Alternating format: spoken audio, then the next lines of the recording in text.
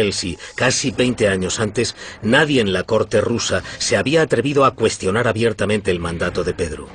Pero tras 2 décadas de agitación, los rusos de todos los estratos sociales estaban hartos del rey y de sus reformas.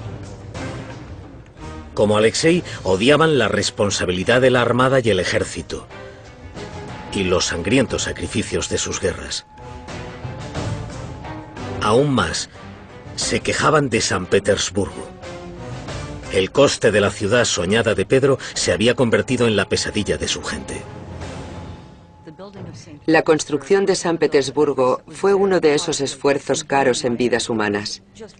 Hubo una generación de rusos a la que se le pidió que asumiera esa carga, y la cantidad de habitantes cayó por culpa de los impuestos, el reclutamiento y la pérdida de vidas en los proyectos de construcción de alto riesgo.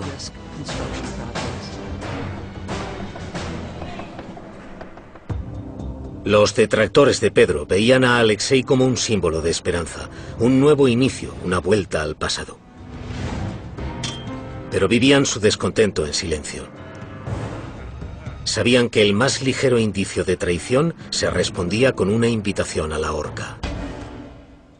Era muy activo cuando se trataba de encontrar a la gente que potencialmente podía hacerle enfadar o que ya le habían hecho enfadar.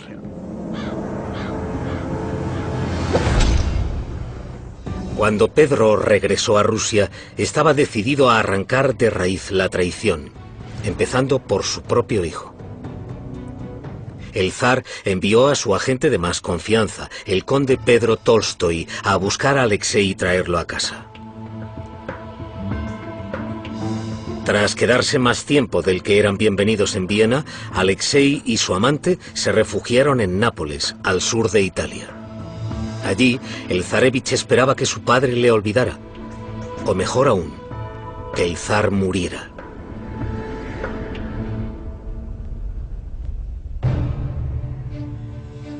En septiembre, tras casi un año huyendo, Alexei se quedó sin suerte. El agente de Pedro, el conde Tolstoy, encontró a Alexei en Nápoles. Sorprendió al zarevich y le dio un último ultimátum de su padre. Tu desobediencia y el desprecio que has mostrado por mis órdenes están en boca del mundo. Prometo ante Dios que no te castigaré. Si te sometes a mi voluntad, me obedeces y regresas, te querré más que nunca. Pedro le dijo a Alexei que le perdonaría si volvía a casa y confesaba todo lo que había hecho. Y Alexei, en un conmovedor momento de confianza, decidió aceptar. No tenía ningún motivo para hacerlo. Había visto cómo trataba su padre a la gente por la que sentía algún resentimiento o rencor. Y no era nada bonito. Enero de 1718. El zarevich huido volvía para enfrentarse al zar. Padre e hijo se reunieron en el corazón de la vieja Rusia, el Kremlin. Pedro convirtió el lugar en el que Alexei se sentía más cómodo, en una trampa.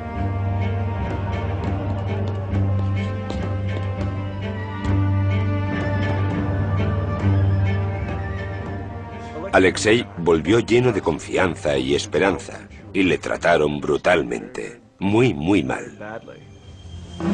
Alexei le suplicó a su padre que le perdonara, que le dejara vivir una vida sencilla en el campo con su amante. Pero Pedro no perdonaba ni olvidaba. Alexei, como heredero al trono, siempre habría supuesto una amenaza para Pedro. Y tras la muerte de Pedro, Alexei podría haberle sucedido y podría haber deshecho todo lo que Pedro había intentado conseguir. Pedro era una persona muy orgullosa y temible. Creo que no tenía ninguna intención de aceptar a su hijo otra vez. Había decidido que su hijo era un traidor. El zar de Rusia estaba a punto de lanzar una inquisición. Y su primogénito era el principal sospechoso.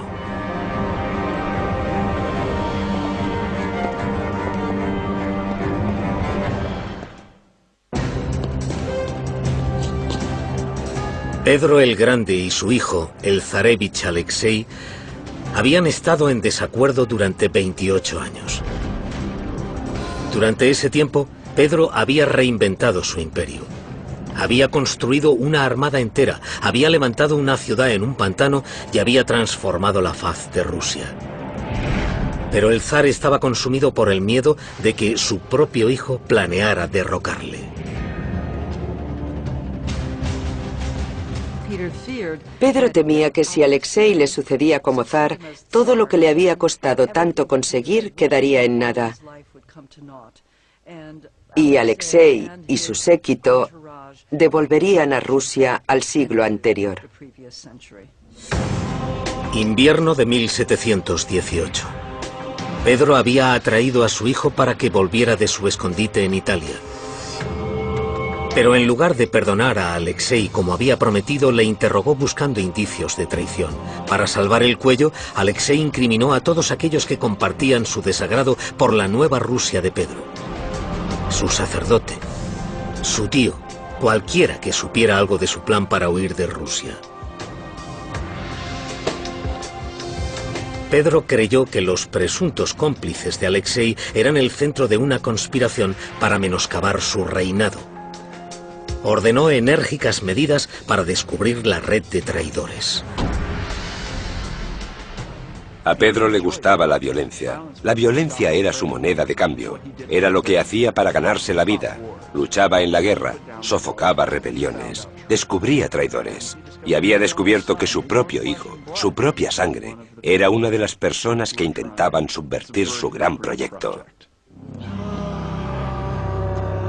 La Inquisición de Pedro consiguió poco más que alguna confesión de descontento.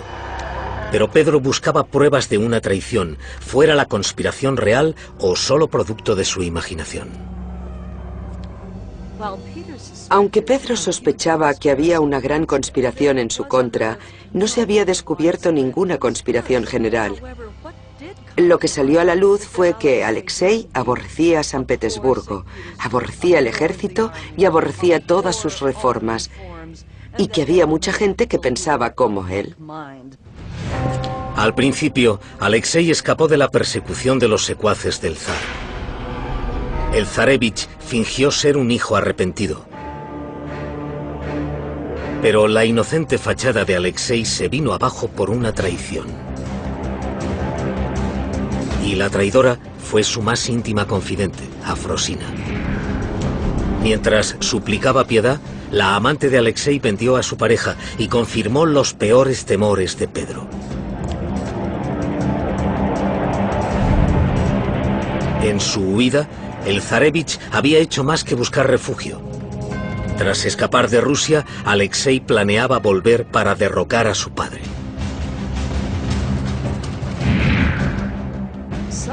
Hay gente que ha dicho que mientras estaba en la corte del emperador austríaco, Alexei planeaba reunir un ejército y conducirlo a Rusia para derrocar a su padre y hacerse con el trono.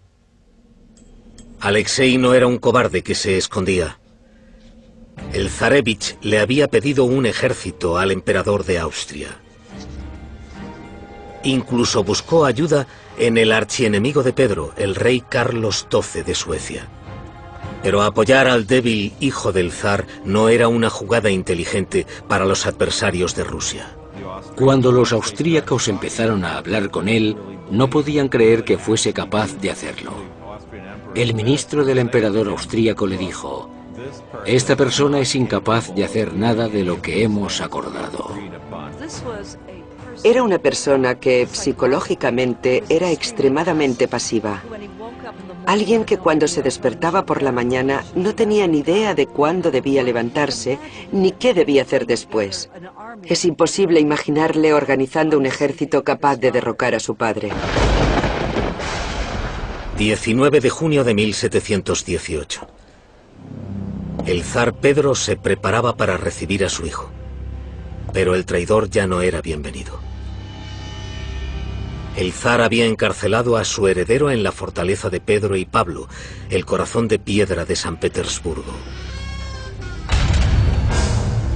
Pedro mandó juzgar a Alexei por traición. Para garantizarse el veredicto, el zar actuó tanto de fiscal como de juez. La sentencia era inevitable. Alexei debía morir. Mientras Alexei siguiera vivo, sería una amenaza para Pedro y sus reformas. Podría ser el centro de un grupo que intentara derrocar a Pedro, o podía elegir ser zar cuando Pedro muriera.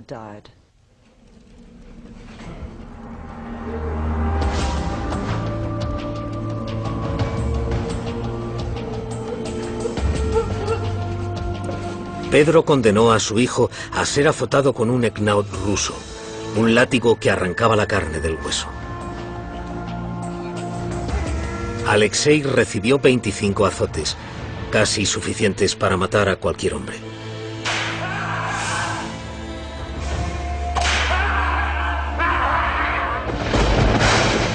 Cinco días después, el zarevich se enfrentó a otra sesión de tortura. El 26 de junio de 1718, Alexei murió prisionero en la fortaleza de su padre. Todo lo que Pedro quería de su hijo era que fuera un heredero que siguiera adelante con su legado. Todo lo que Alexei quería de su padre era que le dejara en paz. Ninguno de los dos vio su sueño hecho realidad. Pedro siempre volvía a Alexei con una especie de decepción arquetípica. Eso no cambiaba. Había que expurgarlo. Había que acabar con todo eso. Fue una tragedia, una gran tragedia, porque Pedro tuvo que decidir entre su hijo y la modernización de Rusia. En cierto modo, era una metáfora de toda Rusia. Nadie quería que le llevaran al siglo XVIII. Nadie quería convertirse en un buen europeo del norte, ni siquiera su propio hijo. 10 meses después de la muerte de Alexei, el legado de Pedro sufriría otro revés. Su otro hijo, Piotr Petrovich, moría a los 3 años de edad. La dinastía Romanov no tenía heredero. Enero de 1725. A los 53 años, Pedro yacía en su lecho de muerte. El zar reformista de Rusia tenía el destino que tanto había temido. Moría sin poder nombrar un heredero para su imperio. Pedro había creado una situación en que la sucesión era muy problemática. No había ningún candidato evidente que pudiera hacerse cargo del proyecto que él había iniciado. El proyecto de Pedro, su nueva Rusia, era una fuerza que no se podía detener. En lo que duró su vida, transformó el país más grande del mundo. Obligó al mundo occidental a mirar hacia el este para enfrentarse y temer a su imperio ruso. Pedro fue uno de los más grandes monarcas de la historia rusa, si no el más grande. Lo que Pedro consiguió fue demostrar que una sola mente racional, con un poder absoluto, podía transformar un país entero e incluso una cultura entera. Pedro el Grande sacó a Rusia de su pasado medieval y la catapultó a un futuro vibrante y poderoso. Un nuevo inicio, una vuelta al pasado. Pero vivían su descontento en silencio. Sabían que el más ligero indicio de traición se respondía con una invitación a la horca. Era muy activo cuando se trataba de encontrar a la gente que potencialmente podía hacerle enfadar o que ya le habían hecho enfadar.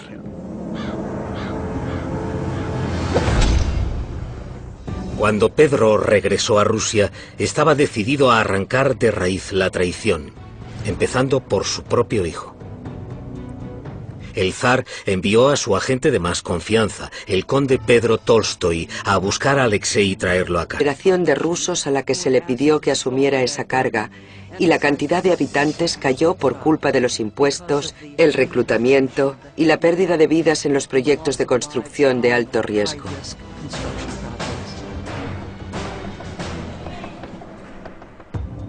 Los detractores de Pedro veían a Alexei como un símbolo de esperagrientos sacrificios de sus guerras. Aún más, se quejaban de San Petersburgo. El coste de la ciudad soñada de Pedro se había convertido en la pesadilla de su gente. La construcción de San Petersburgo fue uno de esos esfuerzos caros en vidas humanas. Hubo una generación. Casi 20 años antes, nadie en la corte rusa se había atrevido a cuestionar abiertamente el mandato de Pedro. Pero tras 2 décadas de agitación, los rusos de todos los estratos sociales estaban hartos del rey y de sus reformas. Como Alexei, odiaban la responsabilidad de la armada y el ejército. Y los